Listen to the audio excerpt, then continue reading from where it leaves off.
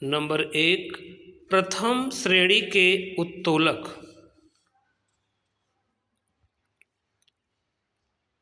हाँ, इसमें है प्रथम श्रेणी के उत्तोलक में, प्रथम श्रेणी के उत्तोलक में आलंब, आयास, आलंब, आयास और भार के बीच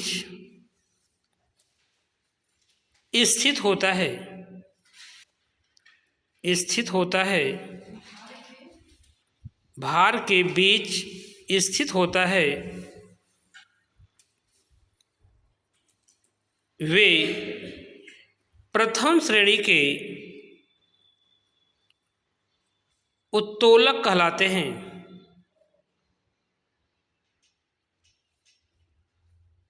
जैसे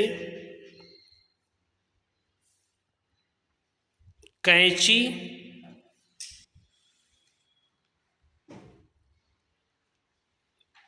पहिया,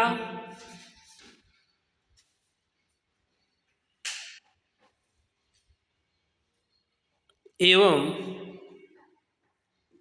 धुरा। धुरा जानते हैं? जैसा कि धुरा आपके साइकिल में लगा होता है, आप इसे पैडल मारते हैं ना। हाँ, अभी आपके उदाहरण हैं, लेकिन यहाँ पे आपको हम बताना चाहेंगे कि एक हमारा यहाँ ट्रिक कार्य कर रहा है। उसमें देखिए प्रथम श्रेणी के उत्तोलक में, जैसा कि हमने ट्रिक आपको बताया था पीछे, FLE हल्का चर्चा किए थे, तो आप वही नोट कर लीजिए अपनी कॉपी पर। FLE क्रम से FLE। F का मतलब क्या है? फलक्रम अर्थात आलंब। F का मतलब क्या है? आलंब। L का मतलब क्या है? लोड। और E का मतलब है इफर्ट यानी आयास। तो यानी सबसे पहले आपका F आया है ना, तो कहने का मतलब कि F आया, तो हमने जो ट्रिक बनाया है वो बीच में रहने का। तो मेरे पास यहाँ प्रत्येक एग्जाम्पल में 3 चीज़ें देखने को मिलेंगी आपको, आलंब, आयास और भार। तो आप लिखा है ना कि आयास और भार के बीच में क्या आ जाता है? आलंब आ जाता है। तो आलंब को दिखाते किससे हैं? F से। तो मेरा पहला ट्रिक क्या है? F। F का मतलब है कि देखो 3 चीज़ें हमेशा रहेंगी। नंबर 1 आपका भार, आलंब और आयास। तो बीच में प्रथम प्रकार के उत्तोलक में कौन रहेगा? तो F। ट्रिक में क्या बताया? F। फिर दूसरा क्या है? L। तीसरा क्या है? E। यानी प्रथम प्रकार के उत्तोलक में बीच में क्या रहेगा? F। द्वितीय प्रकार के उत्तोलक में क्या रहेगा बीच में? L। और तृतीय प्रकार के उत्तोलक में क्या रहेगा बीच में? E रहेगा। तो अब इस हिसाब से तो आप पकड़ लिए, किसी को किधर करो उससे कोई फर्क नहीं पड़ता। हम कहते हैं कि भार उधर कर दो, आलंब इधर कर दो, लेकिन बीच में आयास होना चाहिए। तो पहले में क्या है? F को लोग क्या? फलक्रम यानी आलंब। आलंब कहाँ होना चाहिए? बीच में, ठीक है ना। तो प्रथम प्रकार का उत्तोलक होगा, उसमें आलंब कहाँ होगा? आपका बीच में होगा। बात पकड़ में आ गई? नंबर 2, द्वितीय प्रकार के उत्तोलक। द्वितीय प्रकार के उत्तोलक, द्वितीय प्रकार के उत्तोलक। अब इसमें द्वितीय प्रकार के उत्तोलक में हम देखेंगे कि इसमें आपको ट्रिक दिया गया था, F के बाद क्या आया था? L। यानी L कहाँ होना चाहिए? बीच में, क्योंकि जो हमारा बनाया हुआ ट्रिक है ये बीच के लिए है। यानी कि 3 है ना, भार, आयास, आलंब, तो बीच में कौन रहेगा? तो प्रथम प्रकार में F, द्वितीय प्रकार में L, तृतीय प्रकार में E। तो सेकंड हम लिख रहे हैं ना, तो सेकंड हमारा क्या है? लिखिए, द्वितीय श्रेणी के उत्तोलक में, द्वितीय श्रेणी के उत्तोलक में भार, कामा, आलंब और आयास के बीच में स्थित होता है। भार का क्या है? कामा, आलंब और आयास के बीच में स्थित होता है। द्वितीय श्रेणी के उत्तोलक कहलाते हैं। द्वितीय श्रेणी के उत्तोलक कहलाते हैं। जैसे दरवाजा या गेट आप खोलते बंद करते हैं, दरवाजा या गेट। नंबर 2, कभी देखे होंगे कि ये ठंडे कोल्ड ड्रिंक वगैरह की बाटल में खोलते हैं तो उसमें क्या आता है, आपका खोलने वाला होता है ना, उसमें क्या लगता है, भार लगता है पहले। तो यानी आपका कह सकते हैं उसको नट क्रैकर, नट क्रैकर, नट क्रैकर। या और लिख लीजिए यहाँ पे nail cutter, nail cutter, nail cutter. आपका सरौता, सरौता हो जाएगा ना। और नींबू निचोड़ने की मशीन, नींबू निचोड़ने की मशीन, नींबू निचोड़ने की मशीन में अगर देखा जाए तो सबसे पहले क्या होता है, जैसे कि नींबू निचोड़ने की मशीन में 2 पल्ले होते हैं, ठीक है, चिमटा टाइप का। तो वो दोनों के बीच में एक पिन लगी रहती है। तो पिन क्या करता है, केवल वहाँ पे आलम्ब है, भार कहाँ लगता है, नंबर 2 पे बीच में। और फिर जहाँ पकड़ते हैं वहाँ पे क्या होता है, आयास। यानी इस चीज़ को आपको ध्यान देना है कि आलम्ब कहाँ पे है। तो आलम्ब में क्या होता है, सहारा। तो सहारा कहाँ था, पिन का। और पिन ना होती तो बल लगता नहीं ना। अच्छा, वहाँ हो गया। लोड कहाँ पड़ा है, बीच में। इसके बाद लास्ट में आपका आयास यानी प्रयास कहाँ हो रहा है, हाथ द्वारा हम प्रयास कर रहे हैं ना, यानी वो चीज़ आपको। तो यानी ट्रिक के माध्यम से देखा जाए तो द्वितीय प्रकार के उत्तोलक में बीच में क्या आएगा, भार आएगा ना। तो ट्रिक का दी है FLE। नंबर 3 आइए, तृतीय श्रेणी का उत्तोलक, तृतीय श्रेणी का उत्तोलक। तृतीय श्रेणी का उत्तोलक। अब तो आप ट्रिक के माध्यम से समझ गए होंगे कि तृतीय श्रेणी का उत्तोलक क्या होगा। यानी ई लास्ट में आया है ना, तो यानी इसमें ई कहाँ रहेगा, बीच में रहेगा। देखिए, तृतीय श्रेणी के उत्तोलक में, तृतीय श्रेणी के उत्तोलक में भार और आलम्ब के बीच में, भार और आलम्ब के बीच में आयास होता है, आयास होता है।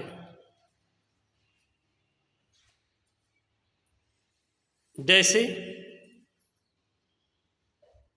आप झाड़ू लगाते हैं, तो झाड़ू लगाते हैं ना, तो वहाँ पे गौर करिएगा कि आपका आलम्ब कहाँ है, भार कहाँ है, आयास कहाँ है। यह तृतीय श्रेणी को उत्तोलक है, क्योंकि बीच में यहाँ क्या लगता है, ई फॉर एफर्ट यानी आयास लगता है। तो हो गया आपका झाड़ू हो गया। फिर आप मछली पकड़ने वाला वो देखो डंडा, लोग मछली पकड़ते हैं ना, जैसे अपने यहाँ देहात में क्या बोलते हैं इसको, मछली पकड़ने का कांटा या कटिया बोलते हैं, ठीक है। अच्छा, नंबर 3 उसमें है, उदाहरण में लिखिएगा। पहले में झाड़ू हो गया, अच्छा, दूसरे में मछली पकड़ने वाली छड़ी,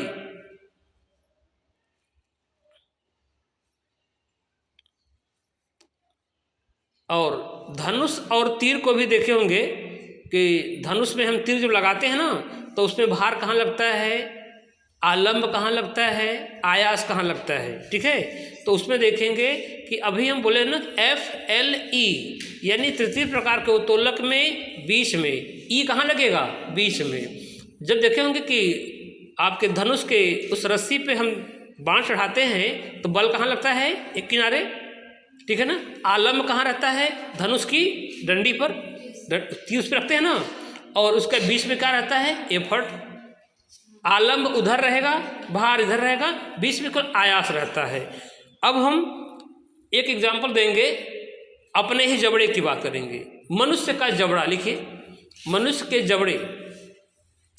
हाँ हाँ, तीसरे में है। मनुष्य का जबड़ा तृतीय प्रकार का उत्तोलक है। अब इस हिसाब से हम बहुत प्रकार के उदाहरण को समझेंगे कि आपका सबसे लास्ट में, बीच में और किनारे पे क्या लगता है। तो प्रथम प्रकार के उत्तोलक में क्या पढ़े थे हम लोग कि उसमें एफ कौन होता है, आलम्ब। आलम्ब कहाँ होगा, बीच में। द्वितीय श्रेणी के उत्तोलक में क्या होगा, तो द्वितीय श्रेणी के उत्तोलक में भार कहाँ होगा, बीच में। तृतीय श्रेणी के उत्तोलक में कहाँ होगा, बीच में। जब बीच वाली बात हो गई तो अब मैटर बचता है कि इधर रखे चाहे उधर रखे, होगा तो किनारे ही ना। तो आपको तीनों प्रकार के उत्तोलक का उदाहरण अगर आता है या ऑप्शन दिया हुआ है कि भैया निम्न में से कौन प्रथम श्रेणी का उत्तोलक है, अगर 4 ऑप्शन है तो उसमें से आराम से हम उसमें छांट सकते हैं कि कौन प्रथम श्रेणी का उत्तोलक है। याद रहे एक ही चीज़, FLE ये हमारा बनाया हुआ ट्रिक है। यूट्यूब पर ढूंढोगे नहीं मिलेगा, किसी किताब में ढूंढोगे नहीं मिलेगा, किसी विद्वान के जबान से नहीं मिला होगा, लेकिन हमने बनाया है। मैं भी भूल जाता था कि प्रथम श्रेणी को उत्तोलक में कौन किधर रहेगा। तो यहाँ पे हम लोग ने क्या किया, F यानी बात पकड़ में आ गई, L अब तो भूलना नहीं चाहिए ना। हमने इस टॉपिक को लिया है कि आज के टॉपिक में हम लोग उत्तोलक पढ़ेंगे। तो उत्तोलक के हमारे प्रथम, द्वितीय, तृतीय श्रेणी के उत्तोलक को हमने पढ़ लिया। अच्छा, अब हम इसी में कुछ प्रश्न करने का प्रयास करेंगे। प्रश्न करना क्या है, बल्कि हम सहारा देंगे आपको, क्योंकि हमने टॉपिक उठाया है आज उत्तोलक। एक दिन में एक टॉपिक समाप्त हो जाएगी, बड़ी चीज़ है। अब यहीं पे एक प्रश्न बन जाता है कि 3 प्रकार के उत्तोलकों का वर्णन कीजिए। एक प्रकार से प्रश्न बन के आया हुआ है। तो इसमें 3 प्रकार के उत्तोलक के आपने देखा, प्रथम, द्वितीय और तृतीय। तो यही चीज़ें वहाँ भी लिखनी है। अब इसमें एग्जाम्पल अगर दे दिया जाए कि सरल मशीनों के प्रकार में, तो सरल मशीनों के प्रकार में अगर देखा जाए तो आपको इसे कह दिया कि घिरनी, उदाहरण है घिरनी। घिरनी जानते हैं ना, घिरनी आपका किस प्रकार का उत्तोलक है। अगर हम बात करें घिरनी की तो प्रथम, द्वितीय या तृतीय, पहिया या धुरी। अच्छा, पहिया यानी व्हील की बात कर रहे हैं, और हम चाक की बात कर रहे हैं। चाक जानते हैं हम लोग, अरे जो कुम्हार का चाक होता है ना, कुम्हार का चाक है, तो उसमें हमें ध्यान देना है। तो यहाँ से बहुविकल्पी प्रश्न यहाँ बन रहे हैं। अब जैसे मेरे पास है व्हील हो गया, एक्सल, वैसे ऐसे एग्जाम्पल दिए हैं जो कि मशीनरी संबंधित है। एक्सल क्या होता है, ये सब मशीनरी पार्ट है। स्क्रू जैक, स्क्रू जैक देखे ना। अच्छा, इसके बाद पुली। पुली का मतलब क्या होता है कि पुलिया जानते हैं ना, इस पर पट्टा लगा करके हम चलाते हैं ना पुली, वो व्हील, वह आपका। तो इस प्रकार से अब 3 सारे आपके मशीन हो गए। लेकिन मशीनों के साथ साथ इसमें आपको हमने कहा कि एक छड़ भी क्या है, सरल मशीन है। अब देखिए यहाँ पे है, कुएं से हम पानी निकाल सकते हैं। कुएं से हम पानी निकाल सकते हैं, तो कुएं से पानी निकालते हैं तो किस किस प्रकार का उत्तोलक है। कुएं से हम पानी निकाल रहे हैं तो किस प्रकार का उत्तोलक है, कौन उसमें कहाँ लग रहा है, ये आप पर ध्यान देना है।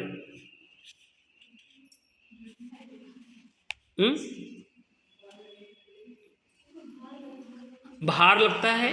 कुएं से हम पानी खींच रहे हैं ना, तो मान ले पुली लगी हो, पुलिया। पहले ज़माने में हम लोग घिरनी का प्रयोग करते थे ना, तो उसमें जो व्हील होता था, तो व्हील में आप देखो उसमें पिन लगी होती थी।